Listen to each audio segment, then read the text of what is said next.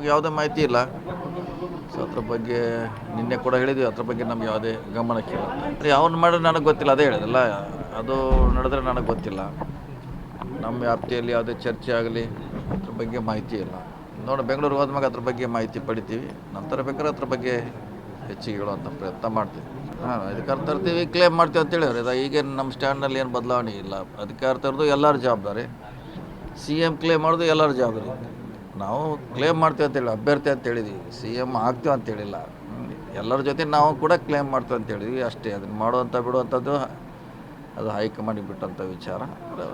ಸರ್ಕಾರವನ್ನು ತರಲಿಕ್ಕೆ ಎಲ್ಲರದ್ದು ಪಾತ್ರ ಇದ್ದೇ ಇದೆ.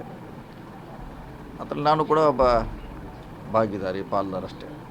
ಯಾವ ಮುನಿಸಿಲ್ಲ, ಏನು ಮೊನ್ನೆ ಎಲ್ಲ ಕೂಡಿ ಒಟ್ಟಿಗೆ ಕಾರ್ಯಕ್ರಮ ಮಾಡಿರಲ್ಲ ಬೆಳಗಾವಿದಾಗ, ಎಲ್ಲರೂ ಕೂಡಿ ಮಾಡಿ ಅತ್ಯಂತ ಯಶಸ್ವಿ ಮಾಡಿದ್ವಿ, ಎಲ್ಲ ಕೂಡಿ ಮಾಡಿದ್ವಿ. ಸೊ ಮುನಿಸ್ ಅನ್ನೋದು ಪ್ರಶ್ನೆ ಬರೋದಿಲ್ಲ, ಎಲ್ಲ ಒಗ್ಗಟ್ಟಾಗಿದ್ದೀವಿ, ಪಕ್ಷ ಒಂದೇ ಕಡೆ ಇದೆ. ಬೆಂಗಳೂರಿನಲ್ಲಿ ಕೇಳಿದ್ರೆ ಹೇಳ್ತಾರೆ, ಅದಕ್ಕೂ ನಾವು ರೈಟ್ ಪರ್ಸನ್ ಅಲ್ಲ, ಈಗಾಗಲೇ ಹೇಳಿದ್ದೀವಿ. ನಮ್ಮ ಕಡೆ ಆಸಕ್ತಿನೂ ಇಲ್ಲ, ಅದು ಅಧಿಕಾರವೂ ಇಲ್ಲ. ಸೊ ಅದು ನಮ್ಮ ಚರ್ಚೆ ಕೂಡ ಅನಾವಶ್ಯಕ. ಅದು ವದಂತಿ ಅಷ್ಟೇ ಅಲ್ಲ, ಎಲ್ಲಿ ಅಧಿಕೃತವಾಗಿ ಅವ್ರೇನು ಬರ್ತೀವಿ ಅಂತ ಎಲ್ಲಿ ಅವ್ರು ಕಾಂಗ್ರೆಸ್ ಕೇಳಿಲ್ಲ, ನಾವು ತೊಗೊಳ್ತೀವಿ ಅಂತ ಎಲ್ಲಿ ಹೇಳಿಲ್ಲ. ನೀವು ಮತ್ತೆ ವದಂತಿ ಅಷ್ಟೇ, ವದಂತಿಗೆ ಉತ್ತರ ಕೊಡೋಕ್ಕಾಗಲ್ಲ. ಎಲ್ಲರೂ ಹೇಳಿದ್ದಾರೆ, ರಾಜನ ಹೇಳಿದಾರೆ, ನಾವು ಹೇಳ್ತೀವಿ. ನಮ್ಮ ಪಕ್ಷ ಸಿದ್ಧಾಂತ ಒಪ್ಪಿ ಯಾರೇ ಬರೆದಿದ್ರೆ ರಾಮುಲು ಆದಿಯಾಗಿ ಎಲ್ಲರೂ ಸ್ವಾಗತ ಅಂತ ಹಿಂದೂ ಹೇಳಿದ್ವಿ, ಮುಂದೆ ಹೇಳ್ತೀವಿ, ನಾಳೆ ಹೇಳ್ತೀವಿ. ಅದಕ್ಕೆ ನಮ್ಮ ಪಕ್ಷ ಸಿದ್ಧಾಂತ ಒಪ್ಪಬೇಕು ಫಸ್ಟು.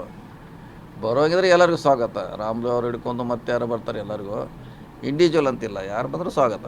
ಎಲ್ಲಿ ನಾವೆಲ್ಲ ಇರೋದು ಮಾಡಿದ್ವಿ, ಎಲ್ಲಿ ಹೇಳಿದ್ದೀರಿ? ಹೈಕಮಾಂಡ್ ಅವ್ರು ನೋಟಿಸ್ ಕೊಡ್ತಾರೆ, ನೀವು ಕೇಳೋದಕ್ಕೆ ನೀವೇ ನಾಳೆ ಹೇಳ್ತಾರೆ, ನನ್ನ ಹೆಸರು ಹಾಕ್ತಾರೆ, ನೀವು ಹೇಳೋಲ್ಲ. ಅದಕ್ಕೆ ಇದೆಲ್ಲ ಹೂವಪ್ಪ ಅಷ್ಟೇ ಇಲ್ಲ.